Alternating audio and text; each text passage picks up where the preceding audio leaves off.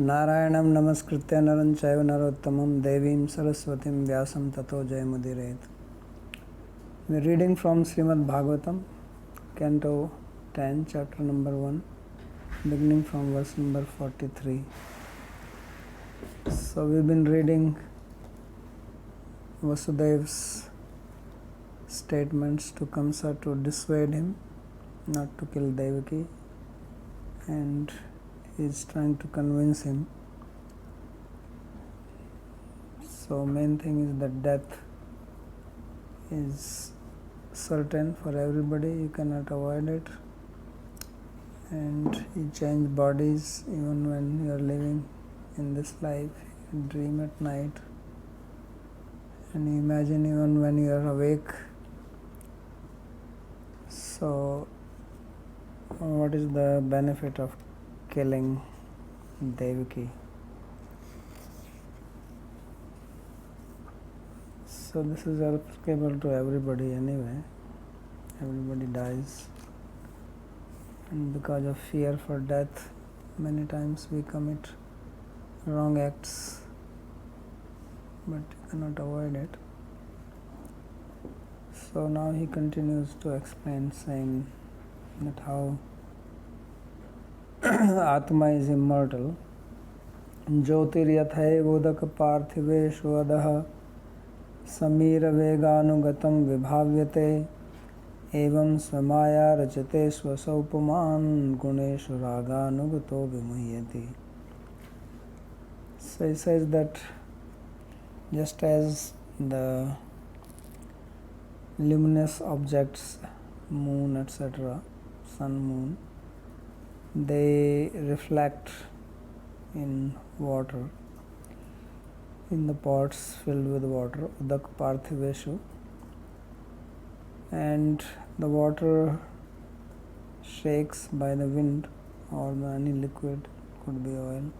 Samir veganugatam vibhavyate. So then it appears as if moon is shaking or the sun is shaking, but actually it is only the water which is shaking, not the object. So in the same way, the Atma does not die or take birth, it is the body which undergoes birth and death. But because the Atma is identifying with the body because of ignorance, so one undergoes the experience of birth and death. Gunesu raganugato vimuhyati. So raganuga here means because of following the attachment or object of attachment, which is the body. So then whatever happens to the body, we think it is happening to us, when in reality it is only happening to the body. So tatascha mana sahitasya jivasya manodharma praptim sadrishtantamaha. So thereafter he explains to Kamsa how the Jiva along with the mind follows the qualities or state of the mind with an example. So this is the knowledge which is very unique to India, which you will rarely hear anywhere else unless they have heard it from the Vedic scripture. Nobody really talks about this. We have religions which don't talk about Atma, or if they talk, then they do not know it clearly. What is really Atma? It was also believed that only human beings have Atma. In fact, only the men have Atma, and others do not. So here it is being explained the root cause of our trouble and also the various types of emotions which manifest because of the identification with the body, and then whatever happens to body, then we become fearful. Bhayam ditiya abhinivesta syat. Isadapeta saviparya smriti. So there are two basic emotions, raga and dvesha. In modern psychology, they call them as positive emotions and negative emotions. So positive is raga, negative is dvesha. And both are coming from avidya, and avidya is in the mind. It's not in the atma. So therefore all the emotions are coming from avidya. Therefore Krishna says that I am equal to everybody. Right? He says samoham sarvabhuteshu na me dvesho asti na priya. Dvesha and priya. Priya means raga. I don't have attachment or hatred for anybody. Why? Because I am situated in vidya. When you become situated in vidya, then you don't have raga and dvesha. When you are situated in avidya, then you have raga and dvesha, and from that all other emotions come. So ultimately both positive and negative emotions are coming from avidya only. But they just become bifurcating. Some type of emotions which you are liking, like joy, happiness, right, peace, and other ones which you don't like, but they also come. Naturally they are related to the previous ones. So all these are happening in the mind and we identify with it. So just like it says, Jyotish Chandra Surya Adikirana Udukeshu Parthiveshu Taili Bhratadishu Cha Pratibimb Rupena Sthitam. So like the sun rays or moon rays, they fall in water or some other liquids like oil or ghee, or it could be some other shining object like mirror. So then they reflect pratibimb rupena. And samir veganugatam sat. So if the wind is blowing and it moves the water or oil, so vibhavyate vividham kampavashad dirgha hrashvadi rupam bhavyate bhavitam bhavati. So then because of the shaking of the object in which the reflection is coming, so then it appears differently. Also if the rays are converging or expanding, then it can become small or big or distorted. Evameva swe sviyascha te maya rachita. So in the same way, swamaya rachita means things which are in our inside or which we think are our possessions. They are all product of maya. Swamaya rachita, made of avidya of Bhagavan, which is his energy. Teshu guneshu deheshu. So this guna here means body because it is made of the three gunas. Puman jiva. So the jiva raga nugataha, rago vishya bhog ichha lakshano manodharma. So what is raga?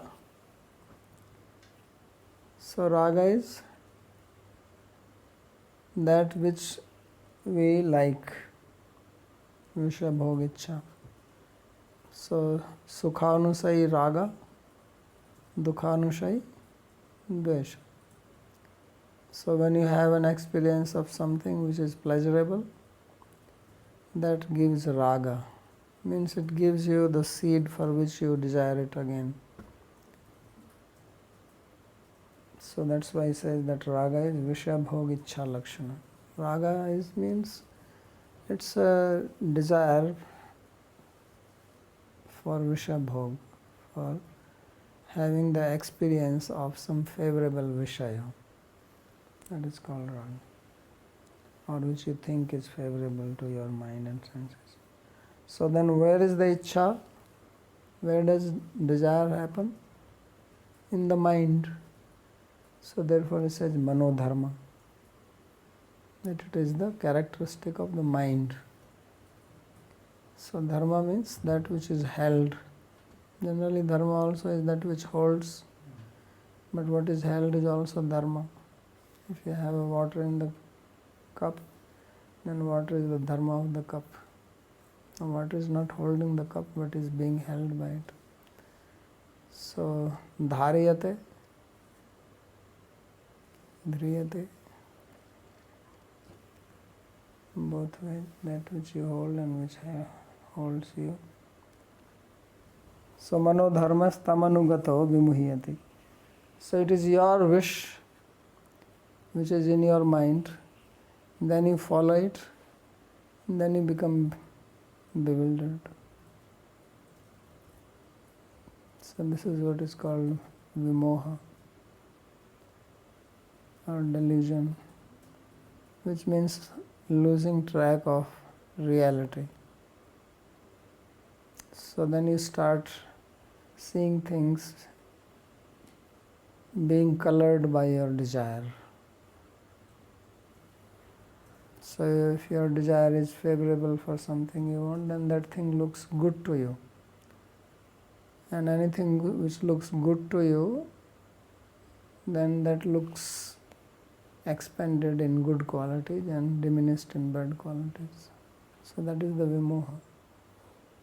Means now you are not seeing things as they are. If you are attached to something, then its good things become expanded and its bad things becomes contracted. Right? Like you have some lens and it increases the size of an object which you see, or it can diminish. Concave and convex lenses. So the desire is like a lens. It is single lens, but it does double effect. One side it increases, the other side it diminishes. So then the object would appear skewed to you. It will appear differently, not the way it is. And if you do not like something, then it will weather around, it will enlarge and augment those things which are bad, negative qualities, and diminish the good qualities.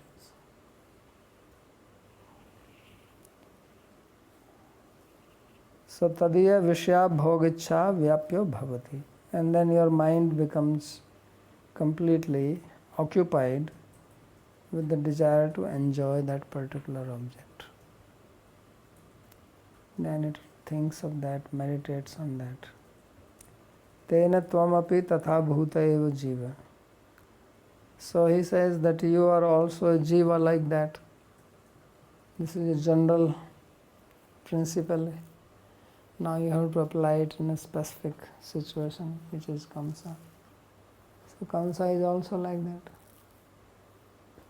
He is also a conditioned being, identifying with his body. So now he is thinking, this Devaki is dangerous. Because now Devaki is the object of hatred. Previously Devaki was the object of affection. So at that time her face looked differently, pleasing. Now her face is looking dangerous to him. So svavishya sukbhog siddhyartham yedam hansi tadvyartham eva. So for the achievement of sukbhoga, happiness, or experience of happiness, you want to kill her. So he says this is waste, this is vyartha. It will not happen because happiness is not in these objects. It's a misconception. Dehanashayapi tvadiya shubha drishta se anaswaratvad dehantarasya sulabhatvacha tatraivate bhoga setsyati. So he says, whatever good karma you have, shubha drishta, that good karma is not destroyed.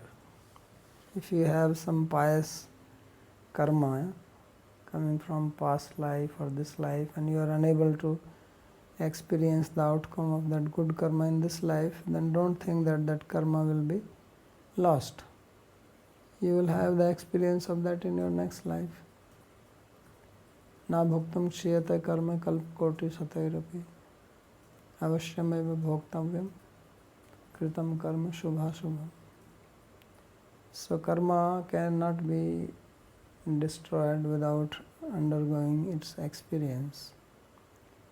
So kalpakoti, even if you pass 100 kalpas, days of Brahma, still doesn't get destroyed, does not rot, doesn't catch any virus or anything like that.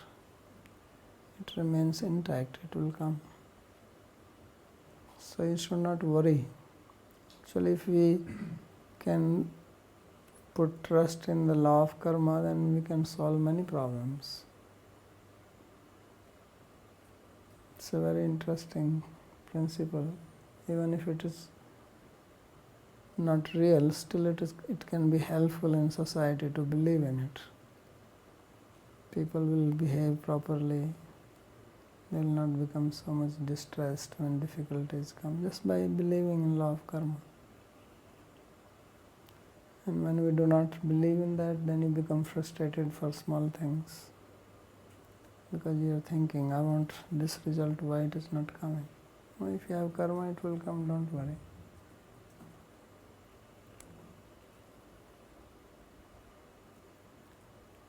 So, dehantarasya sulbhatvach.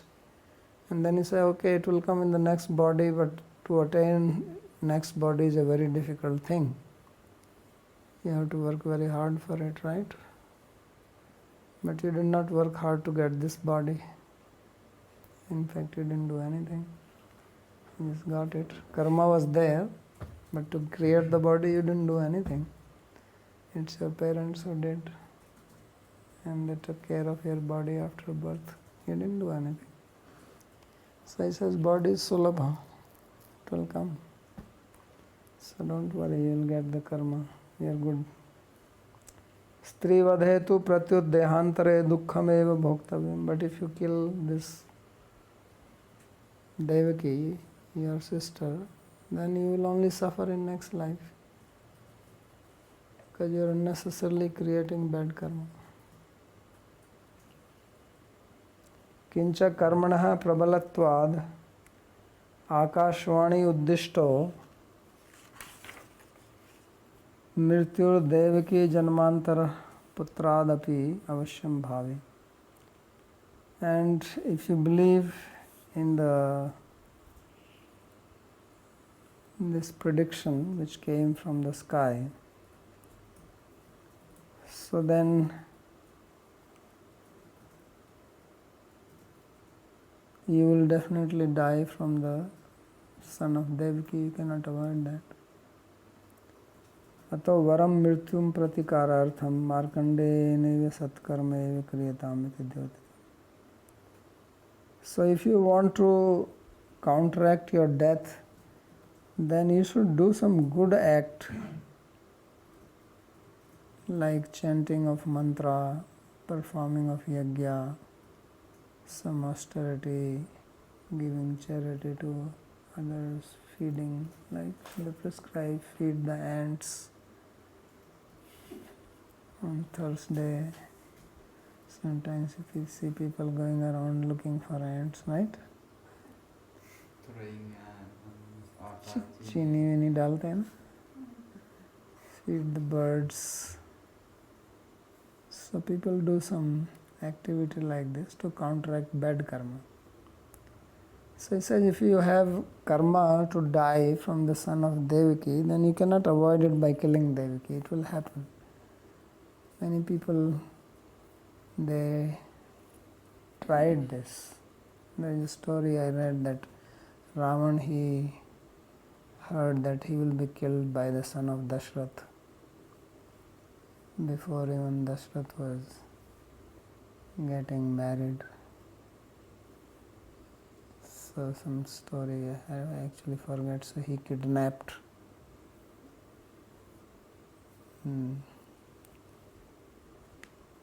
the wife and then Dashrath also, and then somehow they met. I forget the whole story.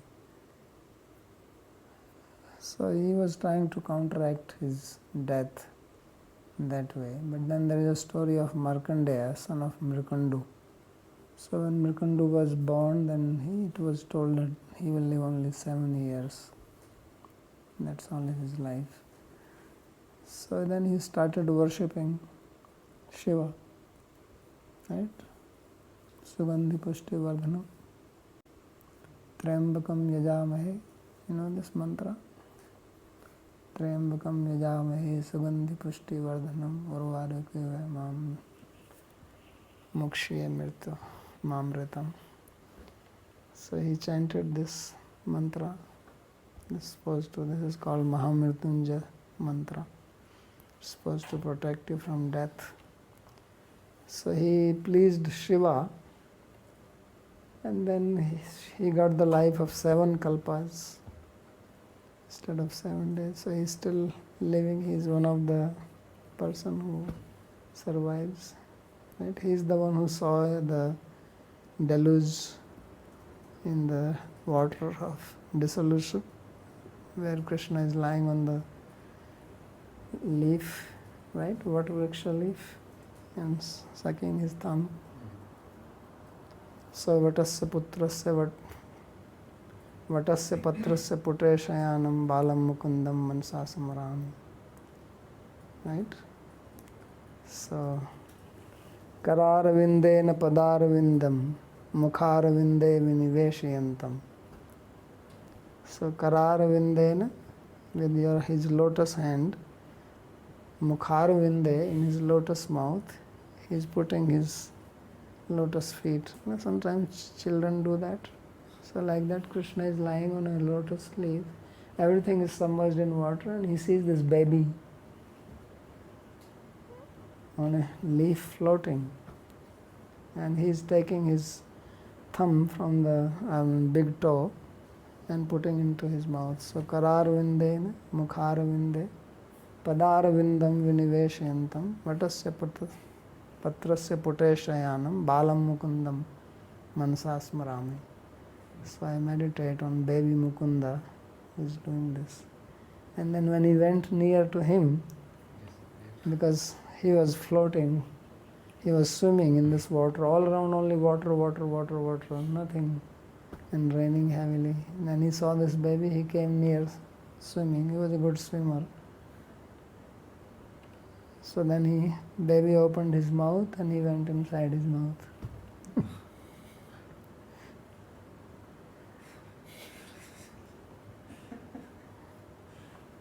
So this is Markandeya. There is a Purana called Markandeya Purana. So he counteracted the death by Satkarma. Counteracted means postponed. He also has to die. Everybody has to die. Jatasya hi dhruvam mrityu. That is the principle. So he says, therefore, if you want to do, you should do some satkarma, some pious deed, give charity, worship. But by killing, nothing will happen. So that is the demoniac mentality. They think that they can control the life. Tasmat na kashyati droham acharet sa tatha vidaha atmana kshemam anvichan drogdhur vai parato bhayam. So therefore, what is the conclusion? That one should not behave inimically towards anyone. Because if you are inimical, if you are violent towards others, then you will suffer for that. So if you want kshemam, atmanah kshemam anvichan, if you wish to have good for yourself, if you want peace and happiness for yourself, then don't trouble others. Because if you trouble others, it will come to you. That's why I said that if you believe in the law of karma, then you will stop doing so many wrong things. It's very important to believe in karma. It should be made compulsory education. It's karma theory.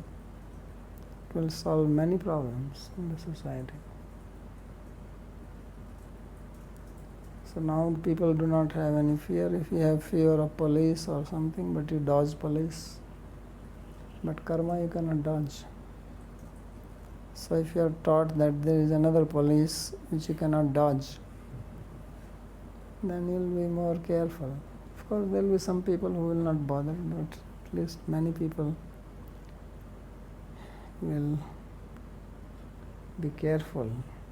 They use your intelligence and you know that it is going to happen to me. So when you knowingly trouble somebody, when you create obstacles for others, when you harm others for no good reason, then you have to suffer for that yourself. So you are actually sowing the seed. So you don't see the result of those seeds in this life, because it takes time to give you the fruit. So because it takes time, you think that no, there is nothing which happens, but that's not true. So it will come back to you. So your happiness and your suffering depends on your own karma. So drogdhru vai parato bhayam. And therefore such people who give trouble to others, who are violent towards others, they are always fearful of others. Right? If you see some big mafias, then you think they may look like as if they are not having fear. Actually they are the most fearful. They are always loaded with weapons. Right? How Bin Laden was hiding somewhere with so much arrangement. Why? Because he created terrorism. So now he has to fear. So when you trouble others, then you have to fear. Otherwise, why do you have to fear? Of course, there will be some, we fear other people who harm or they are ferocious animals, but now you have to fear from people whom you have troubled. So when you trouble others, you are creating fear for yourself. Even if you don't think that you have to suffer in your life, next life you are going to suffer now. You have to be always fearful that now this person can take revenge, can attack on me, and even if you do it quietly, what if they find out? So therefore it says drogdhru vai parato bhayam. So such criminal people, they are always fearful of others. Like a thief is always fearful. If a thief is walking on the street and he sees a police, then what happens? And he wants to immediately, even if the police may not know that he is a thief, but the fear comes. Similarly, anybody has done some murder and hiding, and they are so afraid of police getting caught. So much fear. Unless somebody is crazy. There are some crazy people, right? Psychopaths. So they don't have fear because they are beyond fear. But a normal person fears. So therefore fear comes. When you give fear to others, then you fear. If you are violent towards others, then you fear. So tathavidha avidyavritah. So therefore such a person, tathavidha means one who is covered with avidya or who is under the influence of ignorance. So only such a person will act violently. Drogdhru doha kartu punsha parto yamadibhyo yasmad bhayam tasmaditi bhedo darshita. So then he has to also fear others. He will have fear from Yamaraj, if not from anybody else. Fear of death. Yamaraj, you may not believe in Yamaraj, but you believe in death. So even those people who don't believe in next life, they also fear death, right? They have no reason to fear death. Why are they fearing death?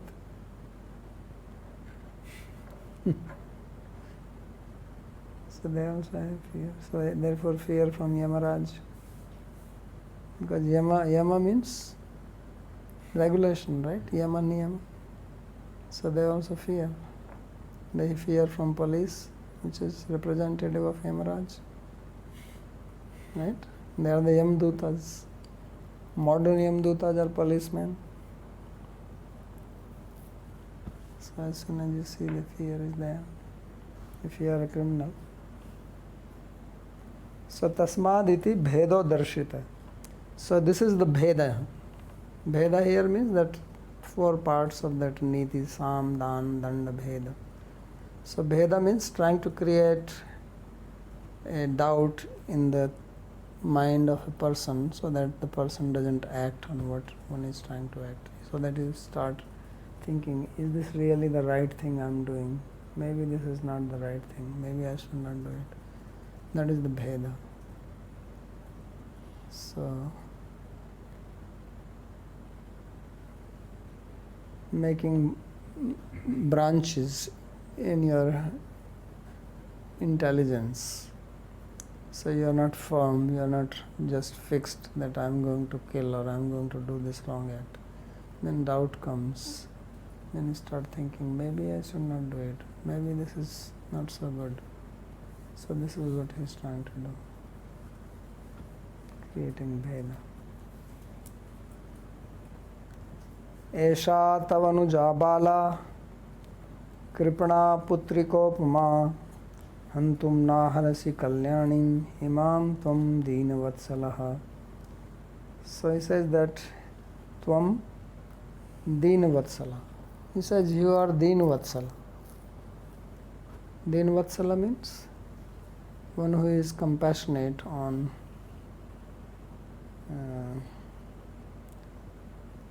incompetent people, poor people. So he says she is Dina, she is helpless, and you are very compassionate on helpless people. Therefore, it does not behoove you to kill her, who is Kalyani, who is a nice girl, and Kripana, Kripana means deserves kripa, who deserves your grace, lowly, and Putrikopama, who is actually like your daughter. So Putrika can mean daughter, Putrika can also mean like a statue, a doll. So he says, look, she is so terrified that she is stunned like doll, and you want to kill her. If she was resisting, if she was fighting, then at least show some valor. But she is so terrified by seeing your sword that she is just, like a piece of stone, and you want to kill her. So, Esha Tav Anuja, she is your sister, Bala, young, Kripana, deserves grace, and Putrikopma, who is stunned, terrified, solidified, like a piece of wood, and therefore it's not proper for you to kill her. Kalyani, she is innocent. She has not done any offense to you. If there is a voice coming from the sky that a baby will be born to her and he will kill you, what is her fault? So why do you want to kill her? Therefore, Tvam Dīnavatsala, and you are a Dīnavatsala, so please do not do that.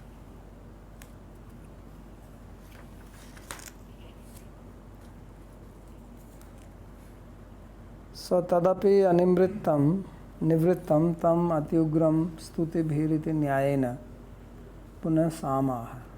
So even after saying all this what he has said earlier, still Kamsa did not digest.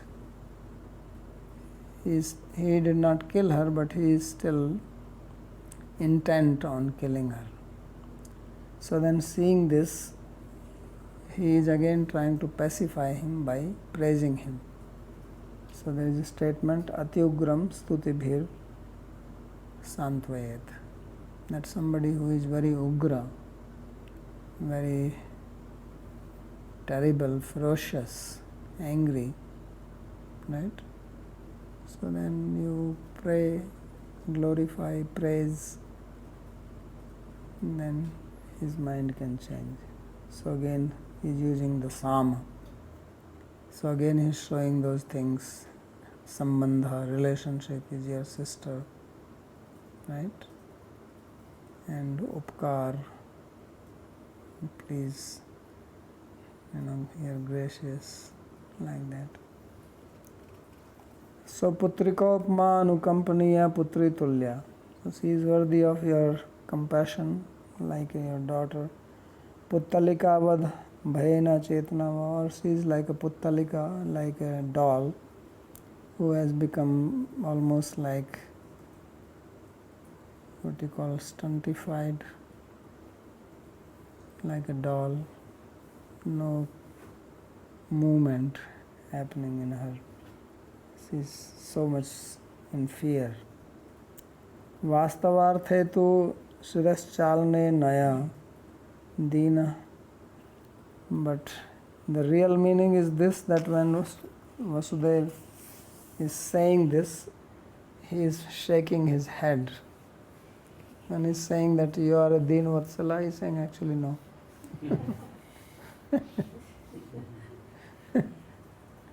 Says you are a Deen Vatsala, meaning you are not Deen Vatsala. So then what is the meaning of Deen Vatsala? Deen Vatsala is made from three words, then Deena, Vatsa and La. So Deena means poor, helpless, and Vatsa means calf or cow, and La means to get. So there are some poor people who are unable to pay tax, so you are snatching away their cows. So Deenat Vatsalan Lati iti Deen Vatsala. So that is the meaning of Deen Vatsala, who snatches away. So Deena ati daridrad api vatsam api rajkaratvena lasigunasi. You take away even a calf from a poor person who is unable to pay the tax. So that is Deen Vatsala. So that is the meaning. So now Vasudeva has tried his Sam and Bheda Niti to dissuade Kamsa from killing, but still he did not listen to him. Kamsa was very much fixed on it. He is seeing his imminent death. Devaki is looking like death to her. Mrityur bhojapate viradavudasham. Right? Tattvam param yoginam. When Krishna entered the arena of the Kamsa, how did Krishna look to him? Mrityu. Mrityu bhojapate. He was not seeing him as a beautiful, nice, lovely person, but death. Here is my death. So different people, they saw Krishna differently. So Bhojapati, Kamsa, saw him Mrityu Bhojapate Viradam Vadasham Tattvam Param Yoginam. So that's how he saw him. So now Krishna has not come yet, but is going to come from Devaki. So even Devaki is appearing like death to him. because Devaki is the source from whom Krishna will manifest. He should actually kill Vasudeva. He did not think like that. Right? That if Vasudeva is killed and Devaki has no children, she is married to him, and then he can bring her back home. Just you stay with us. How will she have children if the husband is dead? And don't marry, can do remarriage, but don't do another marriage because he will be under your control. So he did not think of that.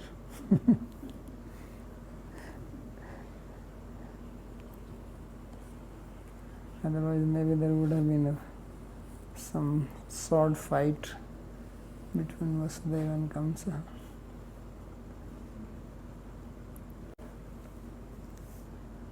So now Sri Shukdev explains that this did not work. It doesn't work always. Your niti. Sri Shuka vacha evam sasamabhir bhedair bodhyamanopi darunaha nevartat kauravya purushadananubrataha. So he says in this way, he Kamsa, who was very daruna, very terrible person, not gentle.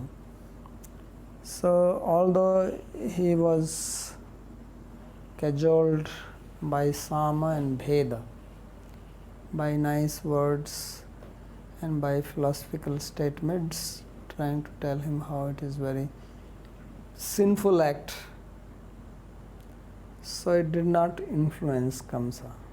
Influence, maybe some influence was there, but not to the extent that he desisted from killing her. I'm sure it had some influence, he must be thinking, but he was not completely convinced that he can stop. So Purushadhan Anubrata. Why? He says he has also support of many other people who are called here as Purushada, or those who eat human, cannibals. So Aghasura, Bakasura, Vrishbhasura, Vatsasura, Vyomasura, right? Shaktasura, Putana, these are all Purushadas. Their food is human beings. So he was in the company of, they were his followers, Anuvrata. They were very dedicated to Kamsa. So he had power from them, therefore he thought, no. Because your mind becomes influenced by the company, your association, right? The type of association you have, then it influences. So like water, so it is sweet, but it goes and mixes in the ocean, cannot drink it anymore. Sangha, association. So our mind also becomes influenced by the association. So if you associate with cannibals, then killing a woman is not a big problem, right? He is not going to eat her, they will kill and eat. It's a regular program they have. So that's why it is said Purushada Anubrata, that he had followers who were cannibals, so it was not a very big problem for him to kill his own sister or think of killing. So Chodyamana Upadishyamana Purushadan Daityan. So the word, there is a reading according to him is Chodyamana, the book here has Bodhyamana. So Chodyamana means Upadishyamana, means being instructed like this. So he did not have any effect. And Purushad are the Daityas. So now he has to think of some other solution. See, Vasudeva is very fixed. He has fortitude. He did not panic right? Otherwise, in such a situation, people panic and then you say, well, what can I do? Okay. Sit down, start crying, become depressed. He did not do any of these things. So he tried, he was not able to convince him, so he is going to try more. So you should not give up. If you know that this is the right action, then you should not give up even if there are strong obstacles which you think you cannot overcome. So if we are following the path of dharma, then there is no obstacle which we cannot overcome. There is no obstacle which is more powerful than dharma. Not to speak of bhakti, which is most powerful. Even the devas, they may create obstacle, but sarvam dhanoti. Krishna, he dispels everything. He enters into the heart and he destroys the obstacles. So, kathanchidapatati. So, dhanoti sarvam hridi sannivishta. So, he destroys by entering into the heart of the... Because the main problem is in the mind. If we can remain stable in our mind, then external situations will change. Nothing is permanent. It will change. So sometimes some problems, some obstacles, they will come. It is natural. So we should not become disheartened by that. Say, why it is coming to me? I didn't do anything like this. Right? We think we are very clean people. Why this is happening to me? No, you should think, well, it is happening to me because I must have done some nonsense in the past. But now, by Krishna's grace, I am on the path of bhakti. So I will not give up now. Whatever obstacle comes, I will face that. So that is dridha nishchaya. So saha nishchaya. Right? Nishchaya. Saha nishchaya dharya. So we have to have these qualities. These are the qualities for success, especially on the path of bhakti. So people in the material world, they don't give up. They continue. You read so many stories of people, how they became successful. Right? People try to climb Mount Everest. I mean, what do they gain? Some news in the TV, newspaper decides that what is there, so much trouble they take. I mean, just think of that cold and this wind blowing, and there's nothing around you except the snow, and you have to walk in that and breathing and that. And then how do you sleep at night? But people take all this trouble for nothing. At least in bhakti you don't have to climb mountain. You have to only chant japa. So even that we feel trouble, So therefore dharya should be there. See, Vasudeva is facing such a big problem. I mean, just think that somebody is coming to kill your dearmost relative, friend, wife, partner, whoever, right in front of your eyes, and you are not panicking. So how strong person he is. Otherwise your heart starts beating, you may faint before him. So he's not only that he is not running away or fainting or distressed, he is actually thinking what to do. So he is still thinking and coming up with the next solution. So very staunch person, fixed, not wavering in the face of trouble. So this is the characteristic of great personalities.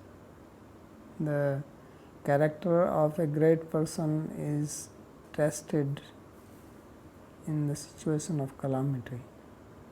When there is a big calamity, then only you see.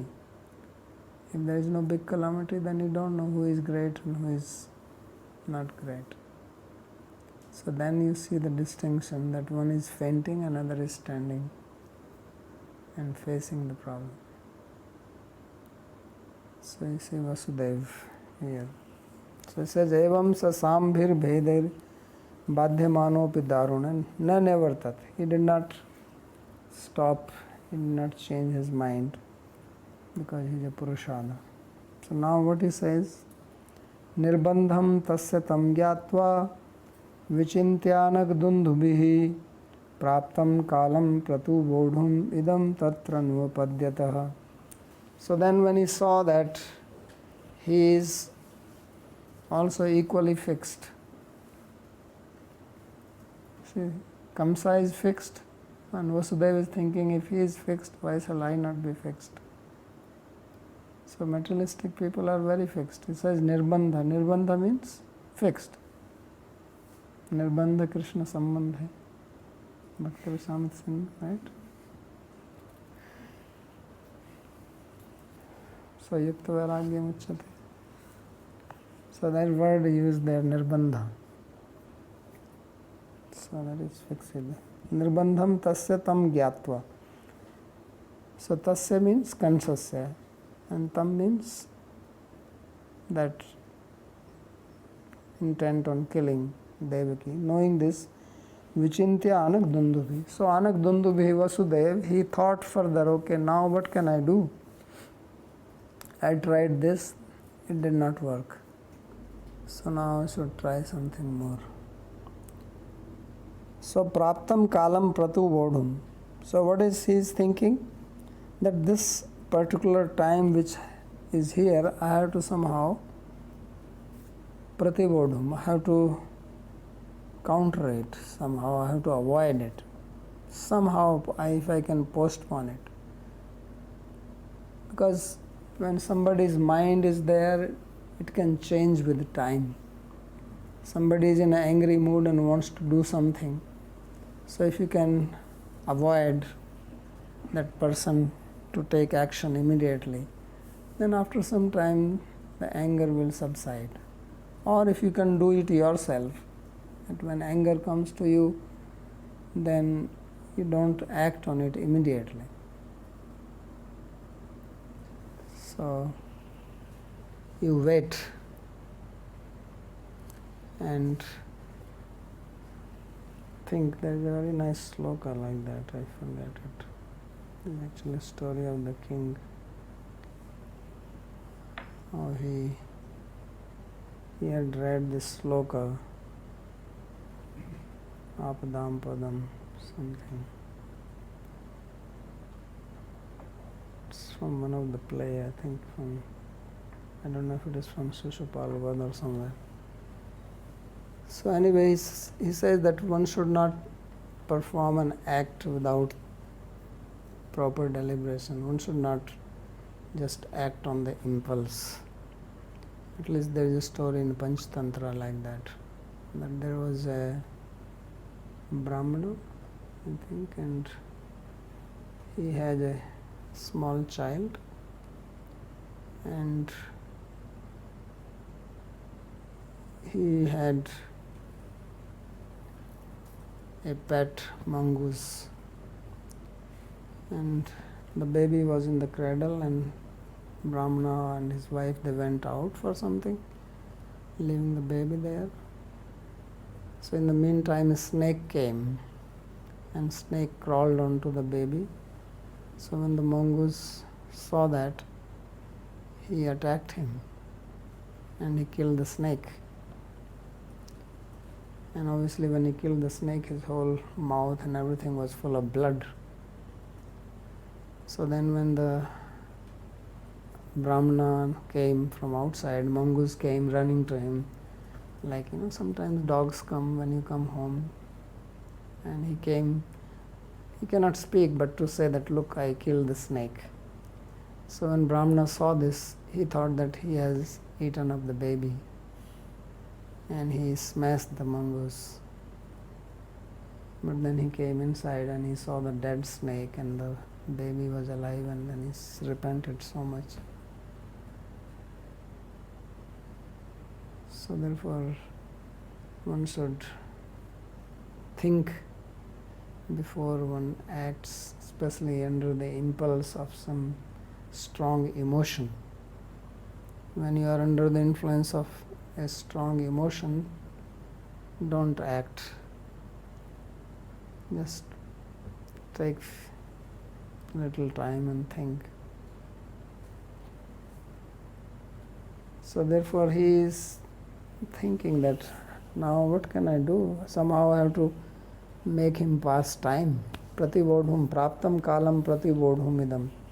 That if I can somehow pass the time, this particular moment, and tatra anvapadyata. So he deliberated on this, that what can I tell him so that he will not kill her now.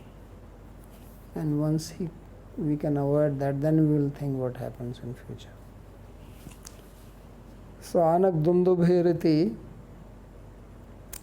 majjanmani deve dundubhi vadanam idam amangalam name bhavishyati iti nishchanvan. So he is giving a meaning to the word anak dundubhi. Anak dundubhi are musical instruments which played when Vasudeva was born. So he says, well, I am known as anak dundubhi, which means auspicious music. So these music were played when I was born. So therefore no inauspicious thing can happen to me, so I must think how to avoid this inauspicious moment. That is the significance. Prativodhum yapetum. How can I pass this time? Idam anvapadyata paramamarsa. So in this way he deliberated. So now we will see what he will talk to him further. We'll read in the next class if there is any question on this.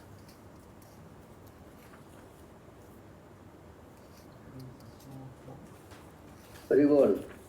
You give the definition of Dina Vatsala in Chakravarti Pad.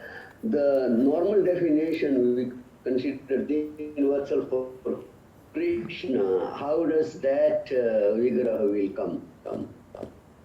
Normal what? Normal definition what? Dina Vatsala for Krishna. We say Krishna is Dina Vatsala. Yeah, Dinanam, Dinesu Vatsala. Dinesu Vatsala. Acha, Dinesu Vatsala. So how do you take the la? Lati? What does that will refer to? Vatsan lalayati palayati. Lalan palam. Lalan Palan. La dhatu has different meaning. Lati, Yes. granati. La adane. La dhatu means adane, to take. Thank you. I just had a small question. When you mentioned this story, are you thinking of this verse, Sahasa Vidadhita Yeah, Kriyam? Sahasa eva vidhita kriyam paramapadam padam. I think this is by Magha. Not wrong. It's also in Hita Vidash. Yeah. It might be quoted from there. Yeah, it must be quoted. Sahasam na vidadhita kriyam paramapadam padam.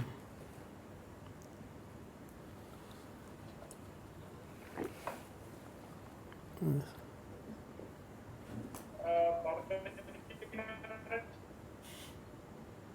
हाँ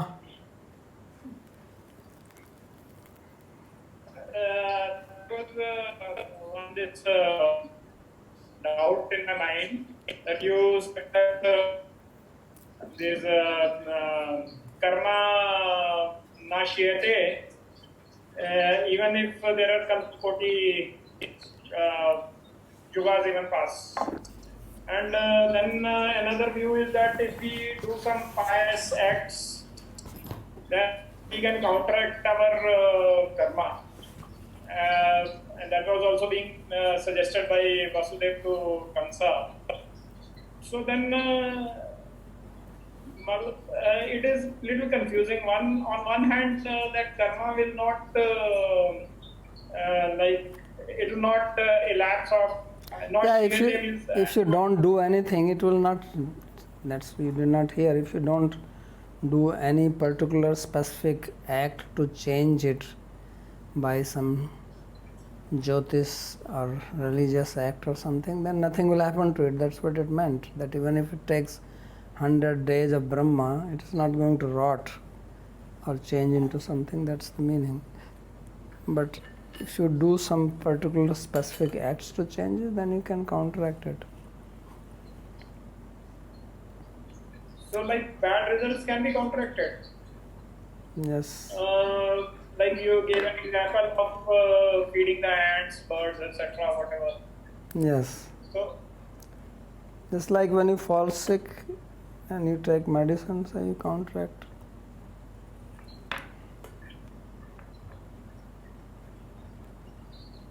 okay, and on the other hand, we also get one point in bhakti that this normal kind of charity which is people are doing, so that is not advisable for a bhakta.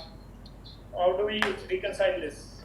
But and if the bhakta is facing a lot of like difficult life situations or tough, So you have to think should which he go for these? you have to decide which path you want to follow. That is the path of karma, and there they prescribe those types of activities, and there is a path of bhakti. These are separate paths. So it is not a good idea to mix them. But if you want to mix, that is a different thing. You can do that.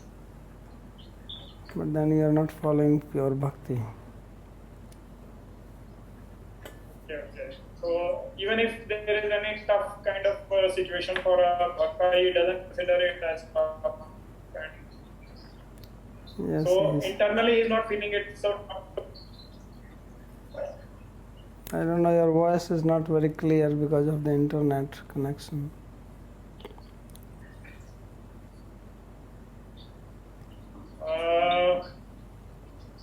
What I was trying to say was that when one is in the path of bhakti, so whatever situation may get very tough or difficult, when he is fixed in bhakti, he will not think of all these other means to counteract, etc.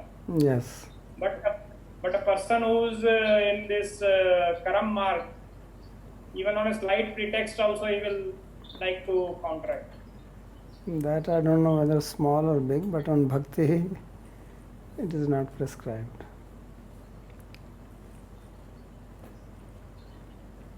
So Yes. some people have a view that if I am counteracting supposing somebody is having some disease or some invalidity, maybe paralysis or something, and one view could be that I am trying to counteract this so that I can perform my bhakti better. Yes, if that is his view, let him do it. What is my problem? No, I am saying, will that be part of bhakti or then will it be karma or mixture? No, it is bhakti. I mean, if that is his real intention.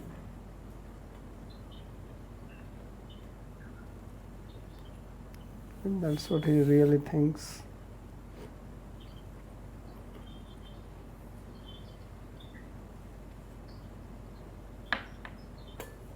Yes. I have a question regarding this verse number 46. That was said Purushadhan Anuvrata.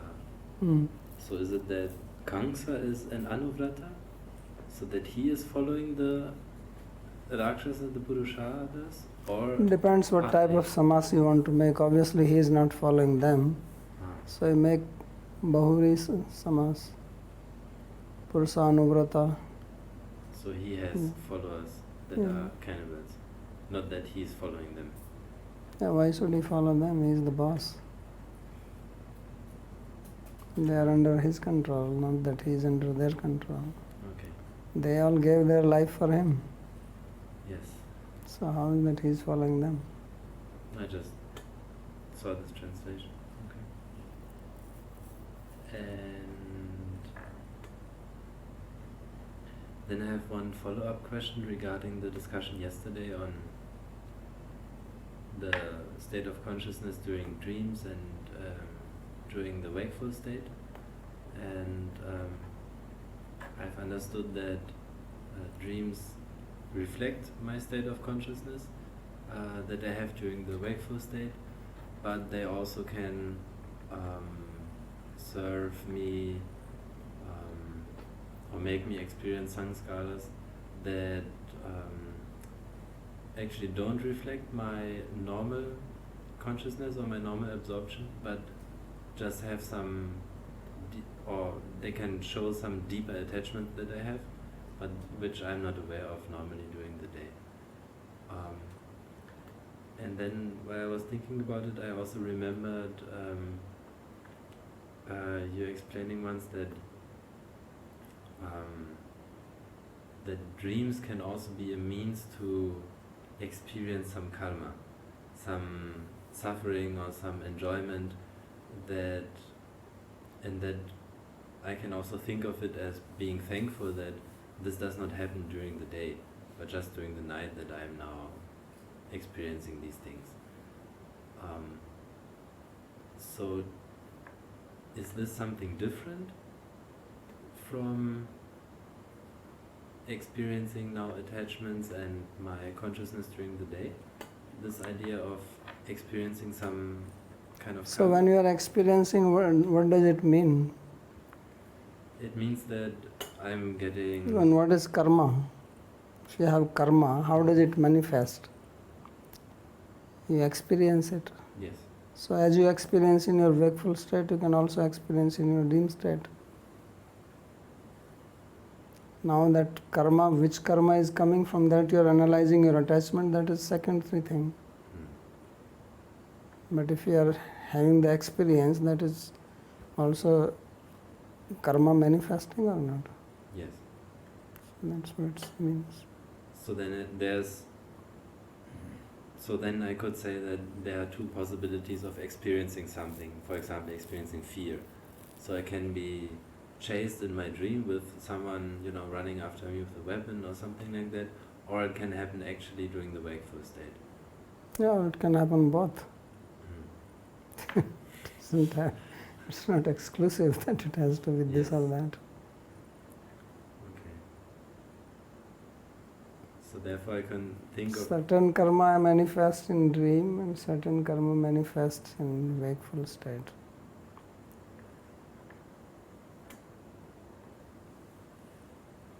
So then it's not that something that actually would be bound to happen during the day might now be shifted due to grace to just happen at night. Sometimes, you see, you have to understand one thing, that we, as devotees, we don't give much importance to these things. Like he's saying, well, somebody is sick, then he can do something to get rid of paralysis and this and that. You have to understand the path of devotion. Path of devotion is that I am devoted to Krishna, this body, mind, my personality is for his seva. So now I'm not so much bothered now which karma is coming here, this karma is coming there, and now this karma manifests like this. And maybe half of the karma was supposed to manifest in the wakeful state is now going to manifest in the dream state. Where is that I'm going to sit down and think about it, and why? And what is that I'm going to get out of it? Tell me. Whether it was supposed to manifest in my wakeful state and then it got manifested in... So these types of things we do when our mind is disturbed. When we are not very fixed and mind becomes disturbed by some situation in our life which comes because of the karma. So then how to balance the mind? So karma is one very good explanation for that. That actually it was supposed to be more heavy. It only came this much. I was supposed to actually break my head, but only my finger got cut. So instead of becoming now disturbed why my finger got cut, I am actually feeling thankful that it was only the finger which got cut when actually my head was supposed to be smashed. So it's just a way to console yourself and think, because who knows what was supposed to happen? Unless you really know that this was supposed to happen and it happened this way, then you can say. Otherwise nobody can say anything. So it's just a way of consoling yourself. That's all. But if you are really fixed, you don't need that consolation. But when we are not fixed, then we devise many of these techniques and explanations to give you consolation so that you can continue with your daily life. That's all. Otherwise, who is bothered or not? I saw in the dream like this, and then this happened, and that happened.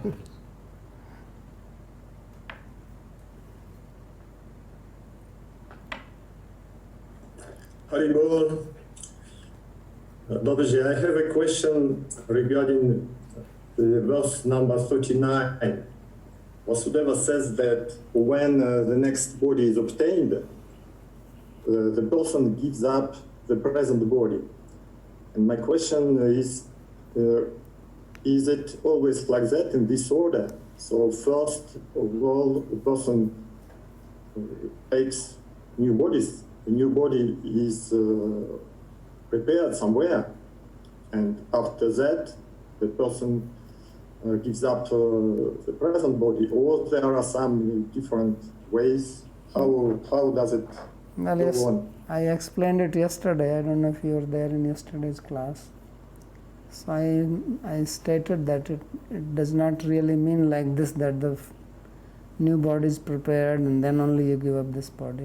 What it means is that the material for new body is already there.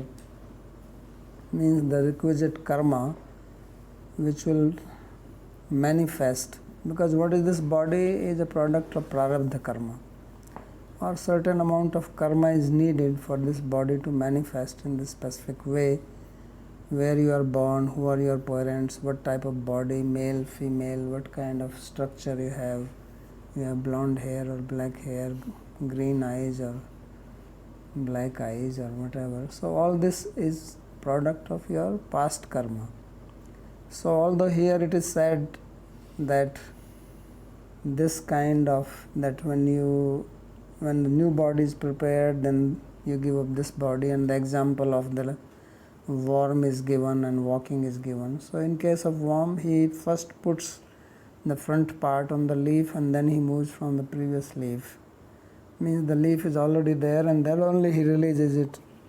So in our case it is not exactly like that, but it has to be understood that you have the requisite karma to create the new body and then you leave this body. That's what it means. Not that the body is somewhere already there and then you just get inside that. That's not true. So this is a type of alankara. It is called atishayokti alankara, or a type of hyperbole, where the cause is shown like an effect because of the, what you call, the swiftness of thing which happen.